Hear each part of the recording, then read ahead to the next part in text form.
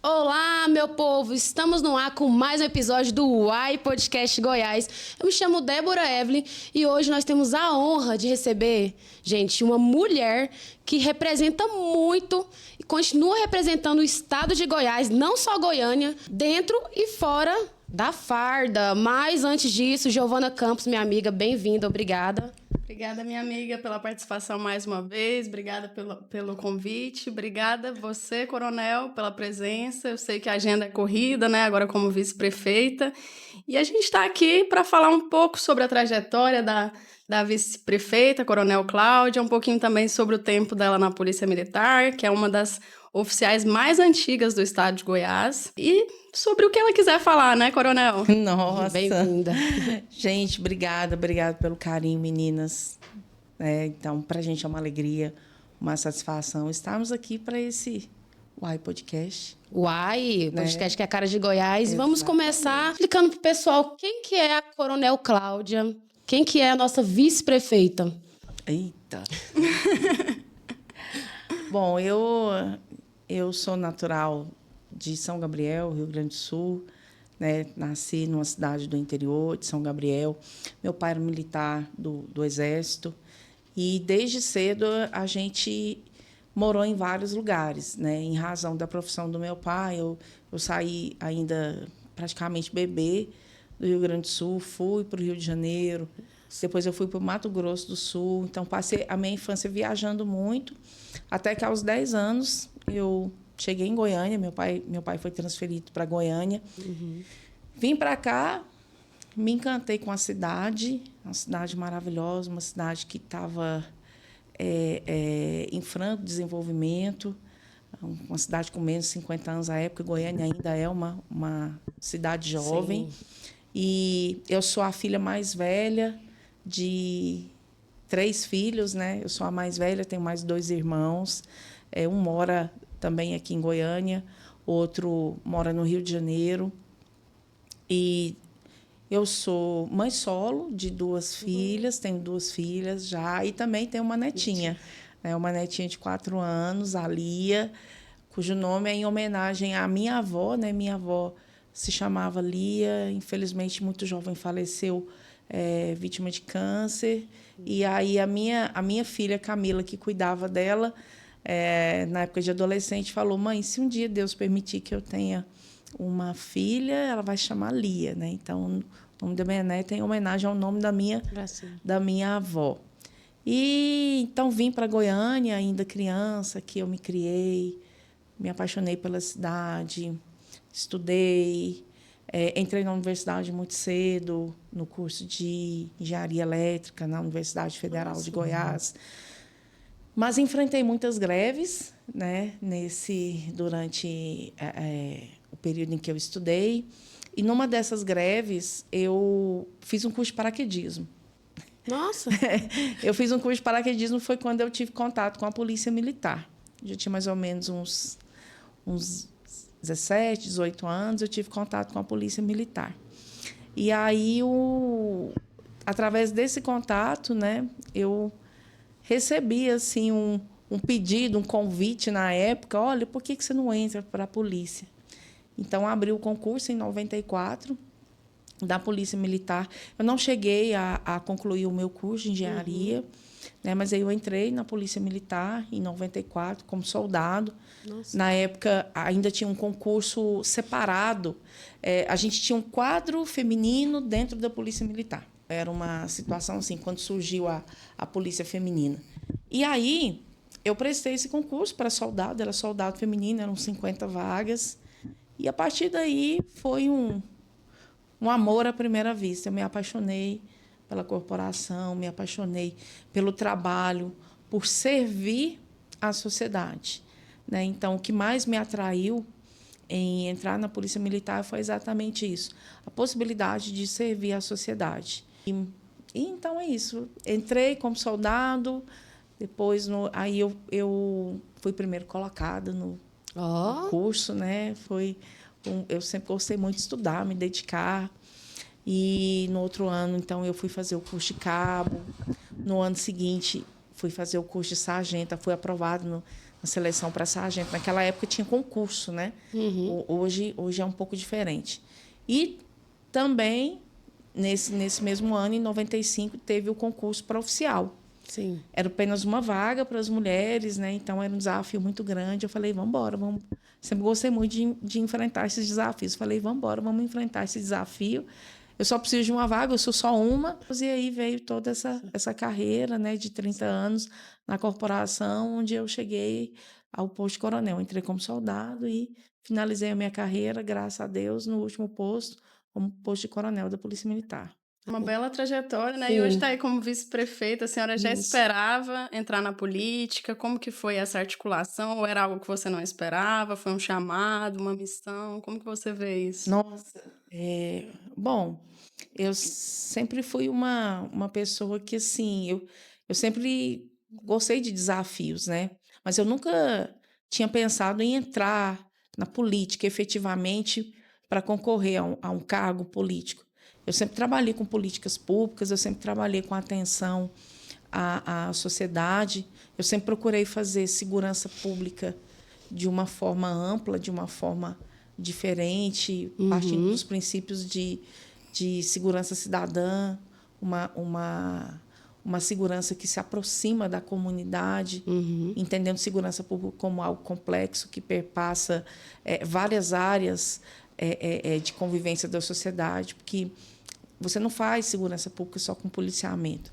Você precisa de outros fatores, você precisa de ter, numa sociedade, para que ela esteja em segurança, você precisa de ter uma educação de qualidade, uma saúde de qualidade, uma infraestrutura de qualidade, você precisa de ter economia girando. Então, tudo isso são fatores que acabam afetando a segurança pública. Quando você tem um problema na economia, isso gera problemas na segurança pública. Quando você tem uma deficiência na educação, na saúde, na infraestrutura, né? Quando faltam esses serviços, você tem isso impactando a segurança pública. Então, você tem que pensar em segurança pública, né, de uma forma mais ampla, né, uma visão mais sistêmica, que não pode ser apenas aquela visão operacional, de patrulhamento ali. Isso é muito importante. Esse foco é muito importante, você precisa investir nisso. Mas como oficial, como gestor, como comandante, você tem que ter uma visão mais ampliada. Entendi. E daí está a importância de ter representantes que entendam, né, sobre a segurança pública na política. Coronel? Especialmente mulheres, né? Especialmente mulheres. Verdade. Exatamente. Coronel, quando convidaram a senhora para ser a vice-prefeita, a senhora ainda pensou? Como que foi receber esse convite? Bom, como eu disse, eu gosto de um desafio. E eu recebi uma ligação. Tinha passado a data do aniversário da polícia, né, que foi recentemente, dia 28 de julho. Tinha participado das festividades. Na época, eu estava como subcomandante do Comando de Gestão e Finanças. Era uma área que eu estava muito feliz em trabalhar nessa área, porque fazer a gestão de pessoas, né, fazer a gestão do efetivo da Polícia Militar, cuidar dessa parte financeira. O CGF, ele é a porta de entrada e saída do policial. Então, o policial, quando ele entra, né, o candidato, quando ele entra, ele passa pelo CGF, que é o início da carreira dele. E, ao longo da carreira dele, essa parte administrativa, ela acompanha, e quando ele vai embora, quando ele entra no seu processo de transferência para reserva, ou mesmo reforma, ele passa pelo CGF também. Então, para mim, era uma alegria imensa, né, trabalhar nesse comando, exatamente por essas características, por cuidar de toda essa gestão do efetivo, tanto do ponto de vista pessoal como do ponto de vista financeiro, a distribuição desse efetivo. Então, todo esse cuidado, assistência social, que também fazia parte, era muito importante, né? Então, eu me sentia muito bem ali. E recebi esse convite. O deputado Coronel Dailton me ligou, falou assim, olha, eu estou te ligando, né, em nome do presidente da Assembleia, né, o deputado Bruno Peixoto, para saber se você aceitaria compor, né, a chapa com o Sandro Mabel para concorrer à Prefeitura de Goiânia. fizemos uma pesquisa qualitativa, e verificamos que seria importante uma chapa mista, né, composta por um homem e uma mulher, ambos que tivessem uma experiência em gestão. Então, o nosso prefeito Sandro Mabel ele tem uma grande experiência na área de gestão, como empresário, como gestor, tem uma experiência na política também, ele foi parlamentar por muitos anos. E eu, ao longo da minha carreira, eu também tive uma experiência em gestão. Eu viajei para muitos países para conhecer o policiamento, a segurança pública, né, de alguns países, como Estados Unidos, Colômbia, Japão. Né? Então, para ver de perto como era a segurança pública, eu fui diretora financeira de uma fundação por 12 anos, né? Então, trabalhando muito nessa questão de gestão, atuei muito na captação de recursos para a elaboração de projetos dentro da segurança pública. Então, essa experiência, ela também foi importante nessa análise, né? De alguém que tivesse essa experiência, que tivesse um contato, que fosse uma mulher, né? Mãe solo, que entende também esses desafios. Sim. Alguém que vem da periferia, que também entende o desafio de você morar na periferia de uma cidade, ter esse olhar diferente, porque o olhar de um homem é diferente do olhar de uma mulher na questão das demandas. A gente tem enfrentado muito isso, e isso não é só em Goiânia, isso é no mundo. Recentemente, nós tivemos aí, no ano passado as Olimpíadas, né, na França, e eu acompanhando, até minha filha esteve lá, minha filha caçula foi fazer um estágio e aproveitou e acompanhou ali os Jogos. E o mais interessante, assim, eu lendo a matéria dizendo que era uma conquista muito grande das mulheres atletas que participavam dos Jogos Olímpicos da França terem um espaço de amamentação, terem um espaço, né, para que elas pudessem conviver com a família durante um determinado período, né, porque elas não podiam se ausentar, ficar durante todo aquele período das Olimpíadas de uma forma isolada, que elas precisavam dar essa assistência, principalmente, né, para os seus bebês. Então, e também vendo uma matéria de que há pouco tempo as atletas, principalmente as jogadoras de vôlei, passaram a ter direito de licença maternidade. Então, a gente percebe o quão desafiador ainda é a convivência da mulher na sociedade, ocupando vários espaços. Sim, então, é importante ter esse olhar, essa representatividade da mulher num espaço decisório, num espaço de liderança. Perfeito. E eu queria falar um pouquinho mais sobre as suas ações enquanto vice-prefeita, Coronel. Eu vi que você estava hoje numa inauguração do Atende Fácil, né? Isso. E eu queria que a senhora explicasse para quem está assistindo quais são as funções especificamente de um vice-prefeito, né? Os trabalhos que a senhora já desenvolveu até aqui e como que funciona a divisão de tarefas, porque são muitas tarefas, né, que um prefeito exerce. Como que funciona essa divisão entre você e o Mabel? Na verdade, o nosso prefeito Sandro Mabel, nós dois, a partir do momento em que a chapa foi aceita, né, lá atrás, quando houve a convenção, durante a campanha, a gente sempre trabalhou com uma parceria muito grande, seja na construção do plano de governo.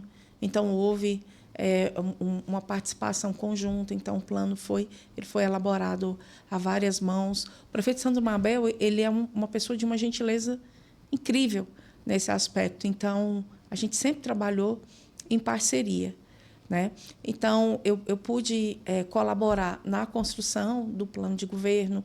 Nós tínhamos agendas separadas, então a gente tinha o conhecimento do plano, né? Porque participamos conjuntamente da construção. Então, o Sandro ele ia para um lado, fazia o seu trabalho, divulgava, buscava o voto, e eu ia para o outro lado e a gente conseguia falar a mesma coisa, porque ambos entendiam das propostas. Então, por várias vezes, eu tive condições, e essa era uma preocupação que eu tinha, eu tive condições de substituir o Sandro em várias agendas que ele por uma situação não podia ir, tinha uma outra agenda. Sim. Então, eu acabava substituindo, né, e conseguia passar a mensagem. E esse é o papel de um vice-prefeito, né?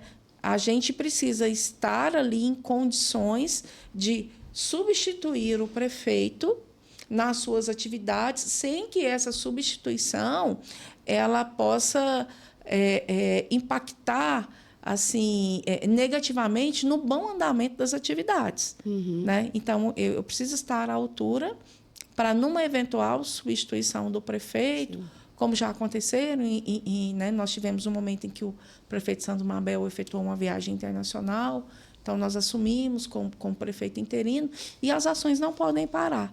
Né? As ações dos mais diversos órgãos, elas não podem parar. Então, existem várias situações. Tem vice-prefeitos, que a gente observa, vice-prefeitos, vice-governadores ou vice-presidentes, que acabam assumindo uma pasta.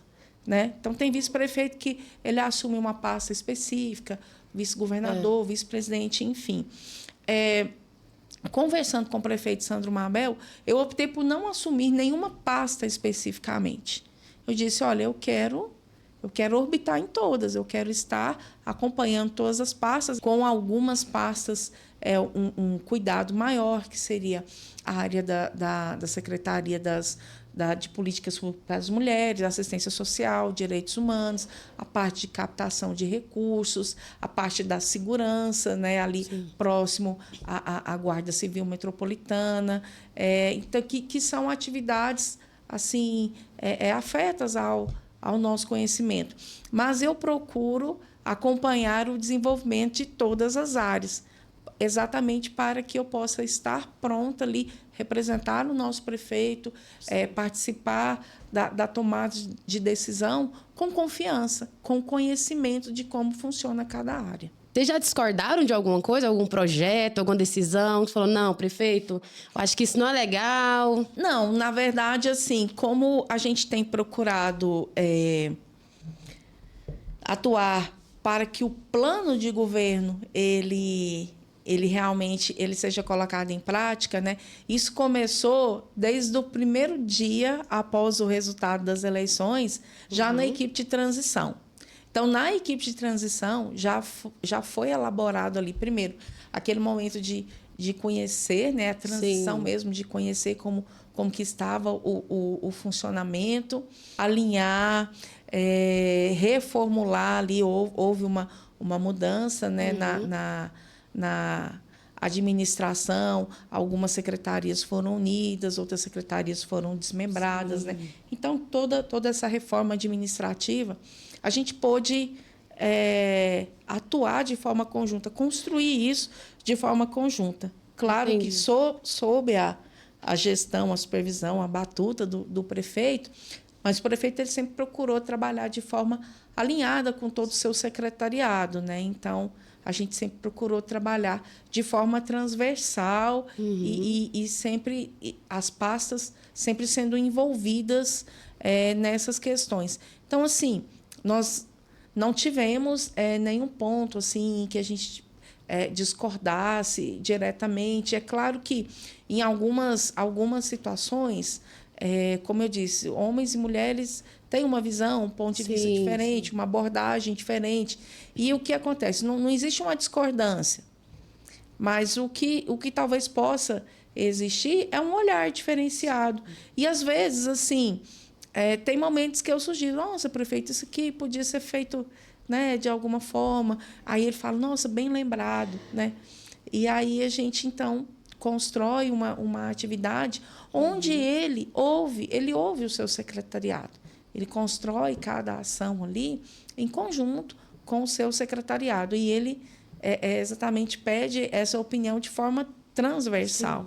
Né? Então, não é, ainda que seja uma ação, por exemplo, uma ação que seja realizada sob a coordenação na área do turismo, por exemplo, mas ali envolve a cultura, envolve a parte de trânsito, pode envolver a parte de esporte, meio ambiente. Então, essa colaboração de forma transversal tem sido o tom né, desenhado pelo nosso prefeito. Então, eu me sinto muito à vontade e em caso haja uma discordância, eu me sinto muito à vontade em passar isso para o prefeito.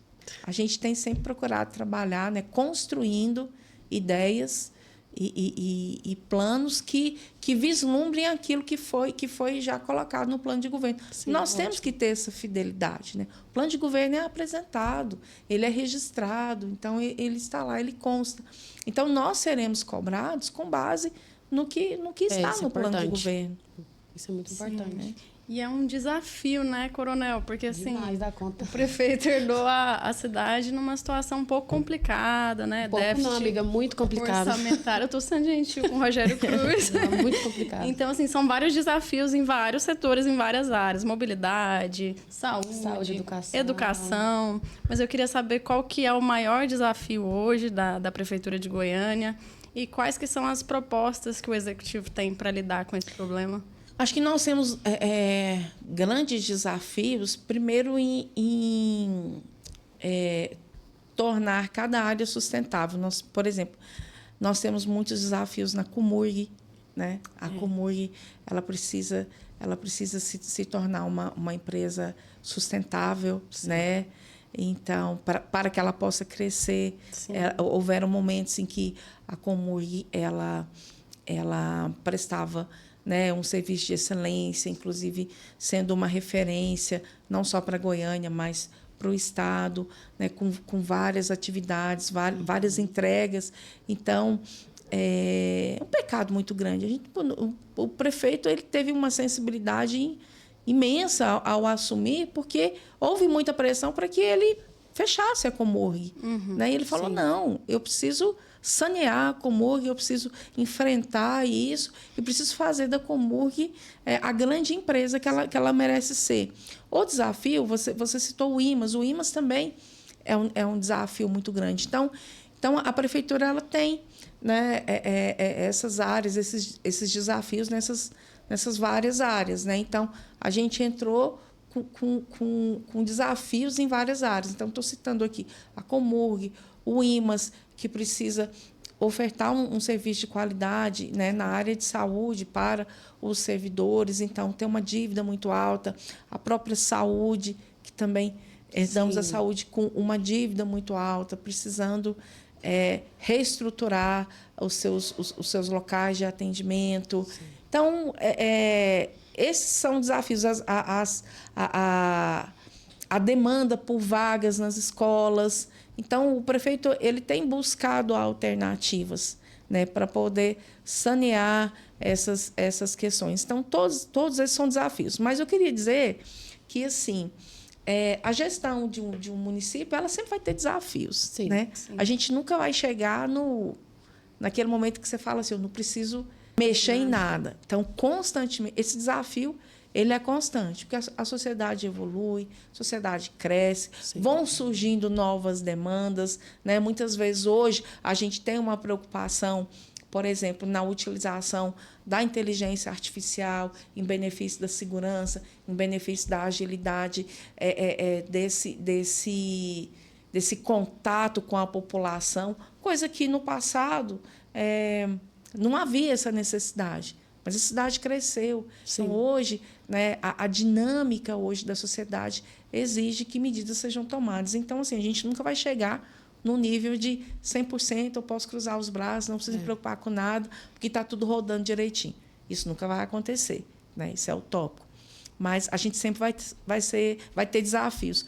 O importante disso é estar pronto a vencer esses desafios, vencer esses desafios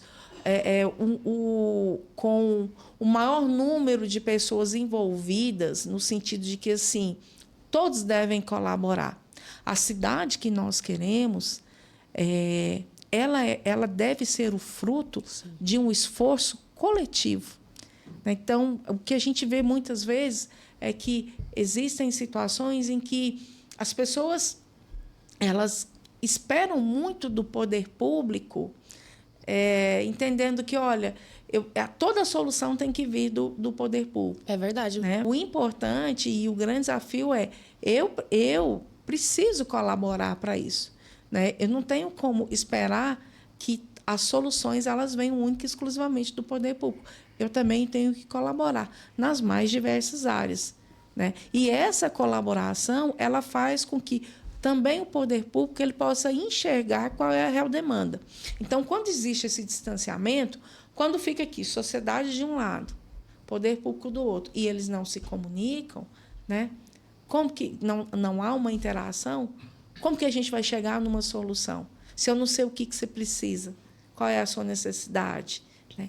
E o momento de você falar é quando você participa, quando você contribui. E isso está na lei, está na nossa lei maior, está na Constituição.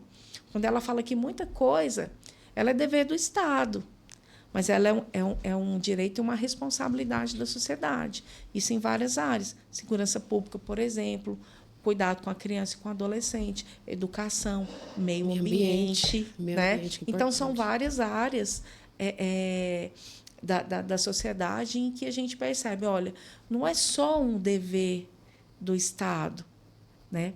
Mas também é uma responsabilidade de todos poder buscar essas soluções. Inclusive, eu estou amando aquelas faixas de conscientização do lixo lá na Marginal.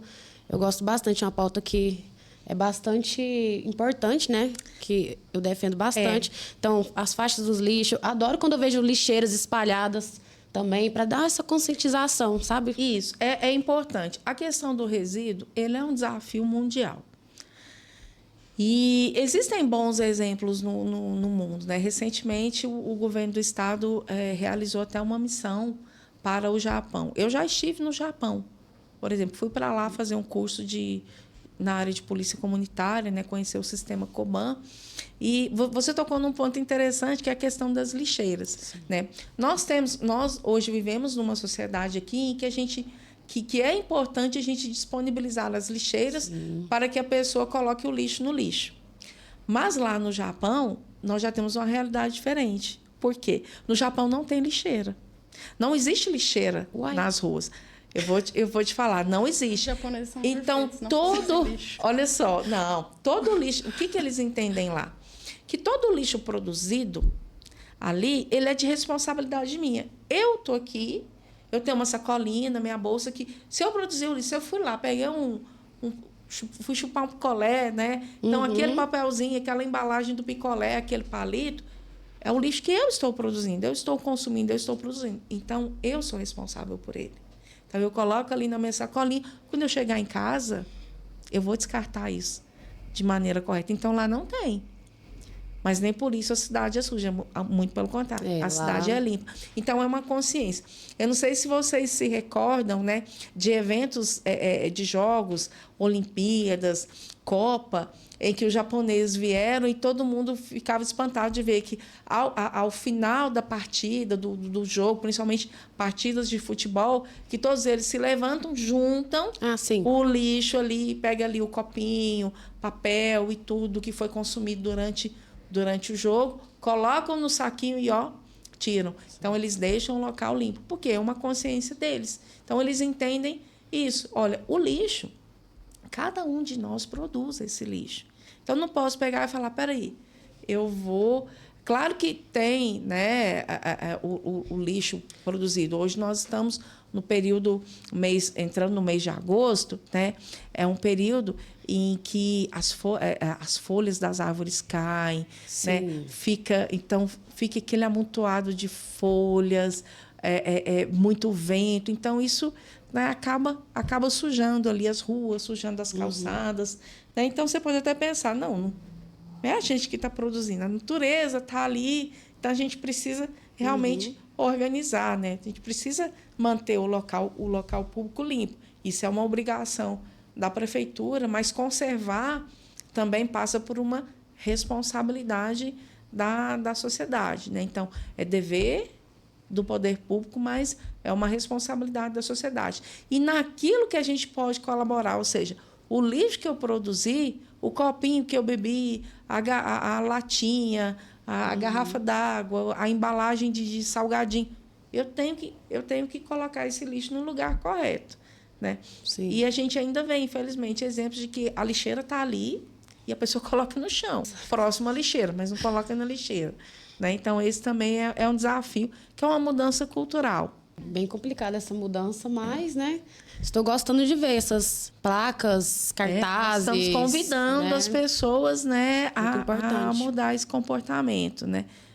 Isso acontece na segurança mesmo. Você não pode esperar que a questão de segurança, por exemplo, ela seja uma atribuição única e exclusivamente das forças de segurança. Nós temos que também adotar uma conduta de segurança, né? Você tem que, por exemplo, você que é mãe, você tem que saber onde é que seu filho está, com quem que ele está, o que ele está falando e o que ele está fazendo, né? Então, quando você sabe disso, você já está pensando na segurança do seu filho. Olha, eu sei onde meu filho está. Ele está em segurança. Eu sei com quem que ele está. Eu conheço as pessoas que convivem com meu filho, né? Sei o que ele está fazendo. Agora, eu vou simplesmente deixá-lo ali, olha, a sua própria sorte e as forças de segurança que estão patrulhando ali que garantam a segurança dele. Não, é uma responsabilidade minha, né? Enquanto mãe, enquanto pai.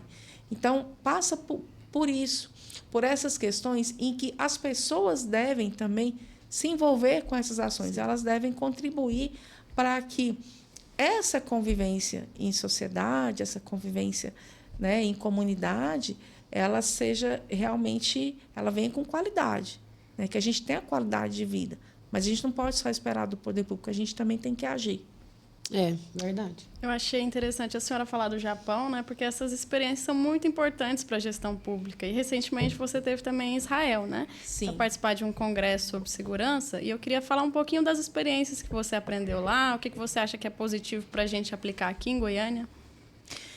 Bom, nós fomos selecionados para participar de um treinamento. Era um treinamento que duraria 2 semanas, né?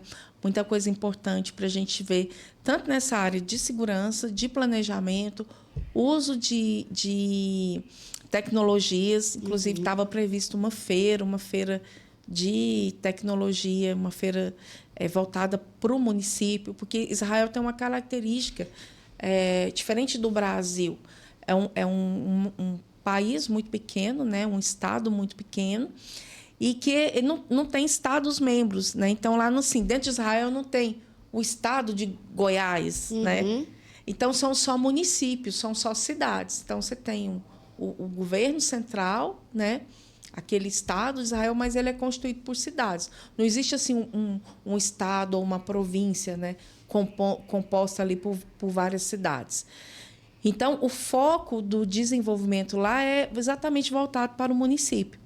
Então, nós fomos, essa comitiva de 18 autoridades, entre prefeitos, vice-prefeitos, secretários, conhecer um pouco dessas boas práticas, dessas atividades, desses projetos desenvolvidos nos vários municípios. Antes que estourasse aquele conflito de Israel com o Irã, nós tivemos a oportunidade de conhecer 3 municípios lá, fora uma visita rápida que a gente teve na capital, Tel Aviv, né? Porque nós chegamos, né?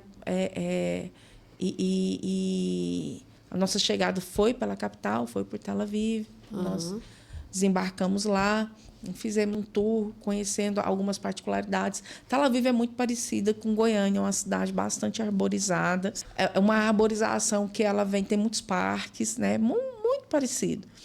E o que a gente viu lá, a gente trouxe até uma tecnologia interessante que nós vimos em Tel Aviv. Já apresentei isso para a Secretaria de Trânsito, mas a parte interessada é realmente quem é responsável pelo transporte público, porque os ônibus em Tel Aviv, eles são ônibus elétricos que fazem esse transporte em forma de BRT, né? E o carregamento dessas baterias, você não precisa parar o ônibus para poder carregar. Então, existe uma tecnologia que a bateria ela é carregada por indução, né, ao longo do percurso em que esse ônibus passa. Então, eu não preciso parar o ônibus. A bateria é recarregada no chão. Nossa, ali você tem indutores, né, tanto dos ônibus quanto dos carros elétricos, né? Você não precisa parar. Então, isso é uma tecnologia, né, bastante avançada, mas que em Tel Aviv já é utilizada há 5 anos. E então a gente trouxe essa tecnologia já e encaminhei. Claro que isso tudo tem um custo, né, que a empresa precisa avaliar, fazer um contato, mas que é uma tecnologia interessante. Além disso, nós tivemos a oportunidade de conhecer nas cidades vários programas voltados para essa área, tanto de cidade planejada, como de segurança, né? Uma cidade chamada Kfar Sava, uma cidade que o projeto que a gente conheceu lá foi um projeto de cidade segura. E o que é essa cidade segura? Veja, uma cidade de mais ou menos um pouco mais de 100 mil habitantes, uma cidade que tem 14 policiais no seu contingente total. Não são 14 policiais na rua 24 horas, não. 14 policiais no total, né? E como é que eles promovem a segurança pública lá? Através do voluntariado. Então, as pessoas na cidade, elas se colocam na condição de voluntárias a olhar pela segurança pública, né? Olhar pelo policiamento, olhar para que as coisas estejam acontecendo, né?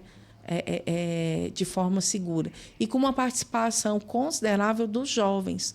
Os jovens, né? Então, nós temos lá muitos grupos comunitários constituídos por jovens que fazem esse trabalho voluntário. Porque é uma cidade que ela tem 99% da população é composta por judeus, né? Porque nós temos no Estado de Israel 20% da população é composta por árabes israelenses. Eles são árabes, são muçulmanos, eles não praticam o judaísmo, né? Alguns são árabes cristãos, mas eles convivem, né, de forma pacífica dentro de Israel. Então, a característica dessa cidade era ter, na sua grande maioria, composta por judeus e muitos deles compondo o exército israelense. Então, muitos homens eles saem para o combate e suas famílias elas ficam desassistidas. Então, a atividade voluntária ela é muito importante, tanto para a questão da segurança, quanto para a questão assistencial, para o cuidado com essas famílias. Então, a gente viu essa atividade executada de uma forma assim muito forte, em que o próprio prefeito, ele, além de ser o prefeito, ele também é voluntário em atividades de segurança. Então, a gente achou muito, muito interessante. E ontem, nós tivemos aqui em Goiânia a posse de 3 conselhos comunitários de segurança na região oeste, ali no Parque Eldorado, setor Moinho dos Ventos, Residencial Mendanha. Então, naquela região, tomaram posse 3 conselhos comunitários de segurança, que o objetivo é esse. São pessoas que atuam de forma voluntária, né, e que se envolvem com a segurança pública da sua região, né, atuando diretamente ali, identificando, priorizando e buscando soluções juntamente com os órgãos de segurança. E essa busca, essa identificação e essa busca de soluções, elas perpassam por várias áreas. Às vezes é uma solução que vai vir do ponto de vista da infraestrutura, que é uma luz que está queimada, né? Nós estamos com esse projeto do Brilha Goiânia, que ele vem também impactar na questão da segurança, porque se você tem uma cidade bem iluminada e com uma lâmpada eficiente, que também reduz o custo dessa lâmpada, porque é uma lâmpada de LED, você, além de promover a iluminação, trazendo segurança, trazendo qualidade de vida, trazendo dignidade para as pessoas, você também está contribuindo ali, e as pessoas que acompanham ali, elas contribuem de forma voluntária. Então, esse voluntariado é muito importante, esse envolvimento da sociedade é muito importante. Então, um exemplo que eu vi lá, a gente quer tentar repassar para esses conselhos, para que a gente fomente cada vez mais esses conselhos trabalhando dessa forma voluntária, e nós já temos. Nós temos conselhos na área de saúde, nós temos conselhos na área de educação, nós temos vários outros conselhos em várias áreas no meio ambiente, né, em que essas pessoas atuam de forma voluntária, lideranças comunitárias. Então, esse exemplo é muito positivo. Foi algo que a gente viu lá, que pôde trazer, pôde reafirmar que existe e que precisa ser assim, otimizado, multiplicado, e que as pessoas realmente elas se envolvam, elas tenham esse interesse. E o que nos chamou a atenção foi o grande número de jovens, né, adolescentes e jovens envolvidos com essas questões. Porque, normalmente, aqui em Goiânia, a maioria dos conselhos são compostos por pessoas já um pouco mais maduras, né? Que estão ali já há muitos anos. Teve conselheiro que tomou posse como presidente, mas ele é presidente, ele foi renovado, porque ele já está na presidência há 17 anos, ou seja, já tem muito tempo que ele está colaborando. Então, um dos desafios que eu vi lá e que eu quero trazer para cá é esse incentivo, esse trabalho ao voluntariado cada vez mais presente dos jovens, adolescentes e jovens, envolvidos com essas atividades, né? A gente não conseguiu ver muita coisa, infelizmente, porque aconteceu o conflito, interrompeu, mas quem sabe no futuro próximo a gente possa voltar ou possa estabelecer esse laço, essa parceria, não sei, ainda que seja de forma remota, que a gente possa estreitar essa relação e dessa relação a gente buscar aí exemplos positivos que possam ser implantados aqui em Goiânia. Coronel, voltando um pouco nessa parte do voluntariado, o que é que o jovem tem que fazer, para a senhora explicar um pouquinho, para se tornar um voluntário? Quem que ele procura? Nós já temos vários conselhos funcionando em Goiânia, nessa área de segurança. Então, existem os CONSEGs, existem os conselhos na área de saúde, existem conselhos na área de educação. E nada impede que jovens possam se unir em grupos, que foi isso que a gente viu lá. Por exemplo, a gente tem aqui, vou dar um exemplo, tem o movimento escotismo. O movimento escotismo é uma atividade que, ali, além de você buscar esse contato com a natureza, trabalhar valores, né? O voluntariado é um dos valores que está presente ali como característica do movimento. Então, realizar atividades voluntárias. E o que a gente pretende é estruturar. Vamos apresentar essa proposta para o prefeito, estruturar um departamento, uma área que talvez possa ser ligada ao nosso gabinete, né? Uma estrutura que possa coordenar essa atividade voluntária, orientar essas pessoas. Foi isso que a gente viu lá em Israel, né? Que existe por parte do poder público uma área que coordena essa atividade. Porque, assim, muitas vezes a gente quer ser voluntário, que assim, não é fácil também, né? Fica parecendo, do jeito que eu estou falando aqui, que fica parecendo que é muito fácil você ser voluntário.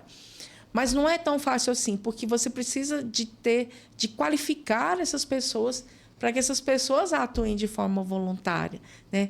Não basta simplesmente a boa vontade. E a gente vê muitas vezes exemplos disso na questão de pessoas que têm dependência de substâncias psicoativas, né? As pessoas querem mudar essa realidade, né? Buscar uma terapia, buscar um trabalho, e tem gente que quer atuar nessa área de forma voluntária. Mas você precisa saber, porque por mais que você tenha uma boa intenção, às vezes aquela atitude que você tem, ao invés de ajudar, ela pode prejudicar.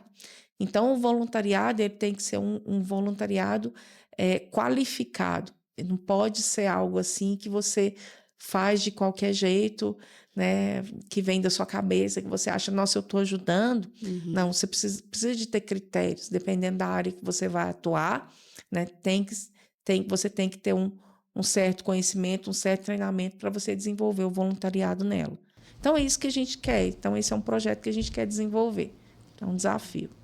Perfeito. Coronel, eu queria falar um pouquinho também dessa relação legislativo-executivo, da importância de se ter um bom relacionamento entre a Câmara e o prefeito, né?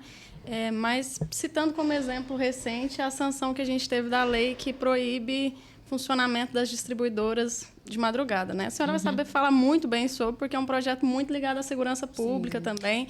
E aí a gente percebeu um certo alinhamento entre o prefeito, o vereador que apresentou o projeto, tudo correu bem e foi sancionado, né?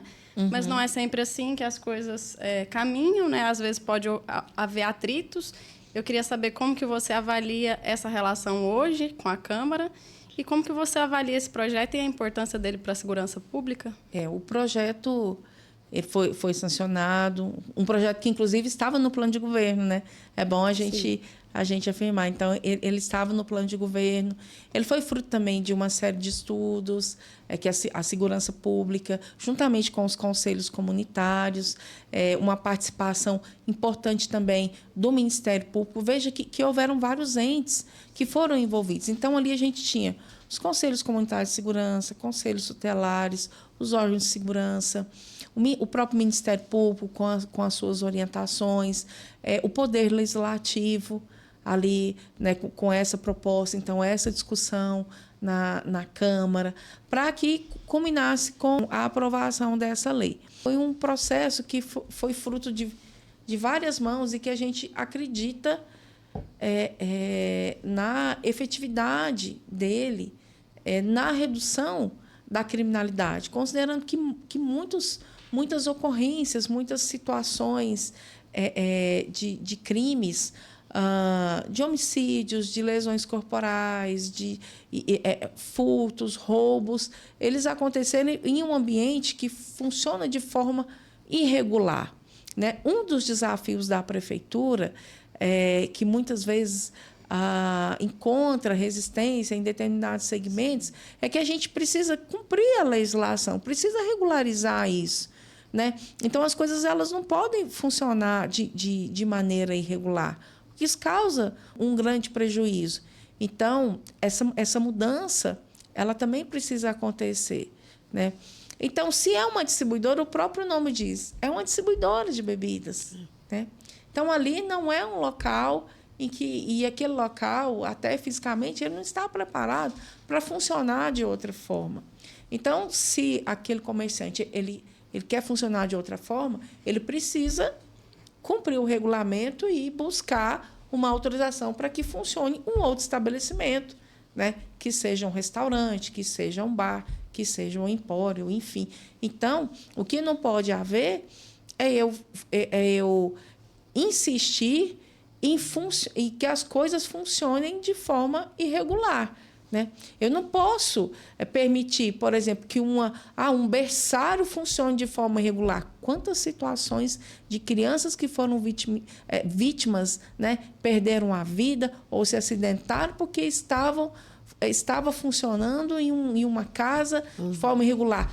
Transporte de crianças, transporte escolar de forma irregular. Por mais que você tenha boa vontade, não, vou colocar a criançada aqui no meu carro, vou cobrar uma taxinha aqui e vou levar para a escola. Isso é irregular.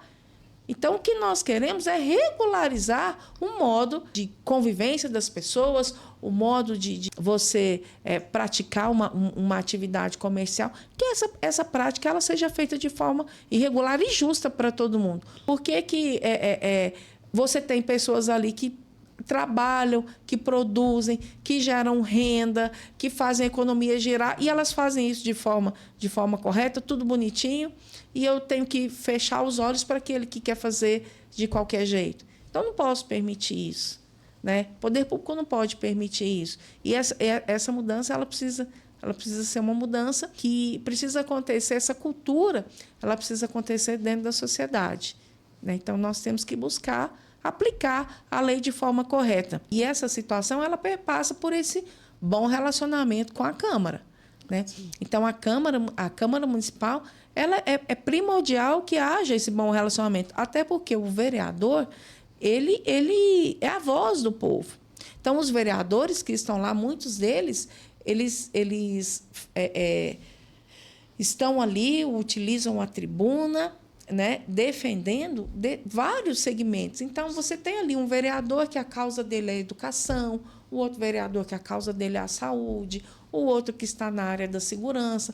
Então, eles vão ecoar essa demanda da sociedade. Por isso, são a voz do povo. Sim, né? E essa demanda, ela tem que ressoar ali na gestão. Então, esse relacionamento ele tem que ser muito positivo. Eu tive um relacionamento ainda com o policial militar muito positivo com os vereadores. Inclusive, buscando emendas que pudessem melhorar a prestação de serviços à sociedade.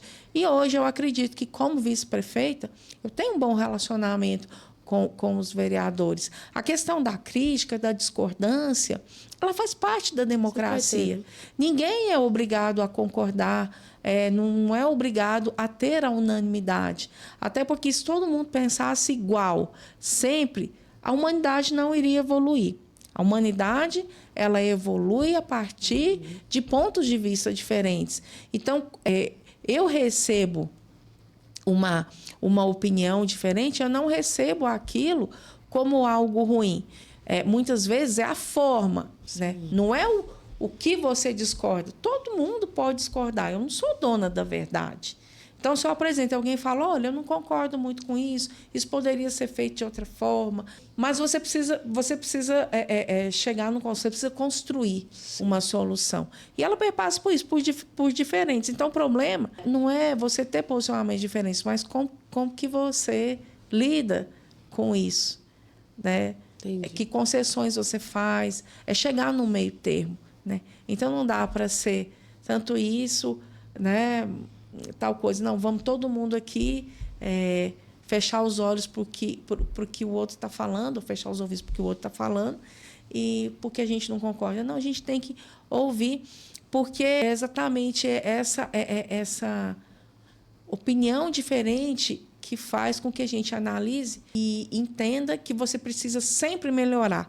Lembra que eu falei para vocês no início? Nada está pronto, nada tem solução 100%, ainda que eu pense, olha essa lei foi aprovada agora. Quem me garante que daqui a um tempo ela não precisa ser revisada, né? Verdade. Hajam mudanças em que essas mudanças elas coloquem uma necessidade de melhoria nessa lei. Assim como essa lei, mas em todas as leis. Então, a nossa legislação ela deve estar em constante aperfeiçoamento. E, para isso, a gente precisa de trabalhar em sinergia. Tanto o executivo municipal quanto o legislativo municipal precisa trabalhar em harmonia, né? Mas não é dizer amém um para o outro. Não, vai ter momentos que vai discordar, vai ter momentos em que o prefeito ele vai discordar, ele vai ter a opinião dele e que vai contra a opinião de muitos legisladores ali. Mas a gente precisa entrar num consenso. Foi igual a questão também dos cargos comissionados, né? Que houve muito burburinho, que o prefeito ele cortou, porque ano passado tanto de bagunça. Nossa, realmente. Então, assim, aproveitando, eu vou falar um pouquinho sobre o bastidor. Há realmente esse burburinho, essa briguinha de vereadores por conta de cargo dentro da prefeitura ou é mais um exagero da imprensa? Olha, é importante entender que, assim, vocês colocaram isso no início, né? Isso é fato. O prefeito Sandro Mabel, ele assumiu a prefeitura com muitos desafios, né? Principalmente nessa questão de recursos mesmo, essa questão fiscal. Então, num primeiro momento, é natural. A gente sempre vê quando uma gestão começa, né, seja ela em qualquer esfera, existem cortes, né? Então, existe ali o corte, olha, principalmente ali nessa questão dos comissionados. Sim. Olha, eu ainda, em que pese eu necessite, né, de uma quantidade X para, muitas vezes, prestar um serviço com excelência, mas eu preciso otimizar. Quando a conta não fecha, não tem jeito, eu não posso ampliar esse rombo, esse buraco. Eu preciso sanear essa situação. Então, todo início de gestão, ele passa por isso. Em qualquer lugar, em qualquer área. Sim. Né? Quando você assume uma gestão, você precisa sanear, ver o que, olha, eu preciso, né, apertar aqui um pouquinho, né, fechar a torneira, preciso sanear, preciso resolver essas questões, olha, não dá, né? A gente está com alguns imóveis aí que são locados, eu preciso reduzir o valor dessa locação, preciso levar secretarias para o passo, né? Tem muita coisa para fazer, muita manutenção que precisa ser feita, investimentos que precisam ser feitos. Mas eu só consigo investir se eu tiver recurso para esse investimento. E para ter esse recurso, eu preciso passar por esse momento, né, de vacas magras, digamos assim, de saneamento. É claro que isso passa por uma situação de um certo descontentamento, um certo desconforto, porque muitas vezes ali o vereador ele tem o seu grupo político, ele tem as pessoas ali, e que não é simplesmente para perpetuar o seu mandato, mas ele não é a voz do povo. Então, ele não está ali para buscar soluções, para estar junto. Então, assim, muitos deles entendem, olha, quanto mais pessoas eu tiver ali próximas a todos esses serviços, né, eu vou ter um diálogo melhor, né? Então, perpassa por isso também, né? Então, o momento é de ajuste, né? Não dá para atender, não dá para ficar com todo mundo, a gente precisa fazer concessão. O meu gabinete mesmo, na legislação, ele era um gabinete maior, eu estou trabalhando, né, com um gabinete bem otimizado, enxuto, a gente fazendo o nosso melhor com o que tem. Quem sabe, né, num futuro próximo, a gente possa ter o ideal, a gente possa ter uma estrutura maior, mas no momento agora é um momento em que a gente não pode se dar o luxo, né, de piscar e falar, não, vamos contratar, vamos trazer mais gente. Não, vamos começar com o que tem. E, à medida do possível, à medida em que a gente for saneando as coisas, a gente, então, parte para um segundo momento, que é de investimento, que é de ampliação de serviços, né? Mas tem muita coisa hoje que a gente também consegue substituir por inteligência artificial, né? Realizando um bom atendimento. Então, a gente aí tem uma série de desafios, né?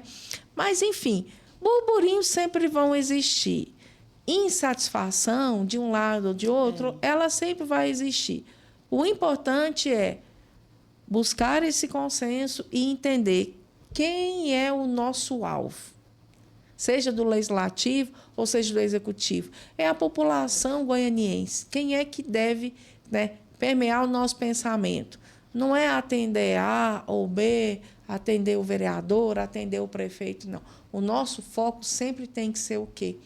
A população goianiense, a sociedade goianiense que deve ganhar. Acho que é isso. É Muito isso? obrigada. Tem mais alguma dúvida, amiga?